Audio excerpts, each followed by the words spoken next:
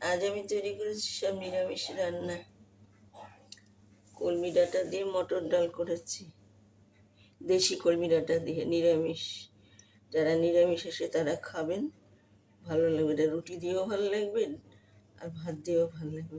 ডালটা আমি একটু একটু মানে একটু ভাসু ভাসু রেখেছি। ডালটা গলে গেছে কিন্তু আর কি একটু সামান্য একটু ডাঁটো ডাঁটো, এরকমই খেতে ভালো লাগে। মেথি আর কালো জিরা ফোড়ন দিলাম। আচ্ছা, করলাম কুমড়োর তরকারি, কালো জিরা ফোড়ন দিলাম আর ভাজা জিরার গরম মশলা দিলাম। আর করলাম বাঁধাকপির তরকারি, জিরে আর তেজপাতা ফোড়ন দিলাম।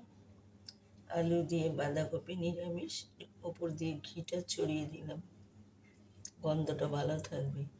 আর করলাম ঝাল ঝাল করে কলমি ডাঁটার চচ্চড়ি, দেশি কলমি ডাঁটারই। ভালো লাগলে লাইক করুন, শেয়ার করুন, আমার পাশে একটু থাকুন।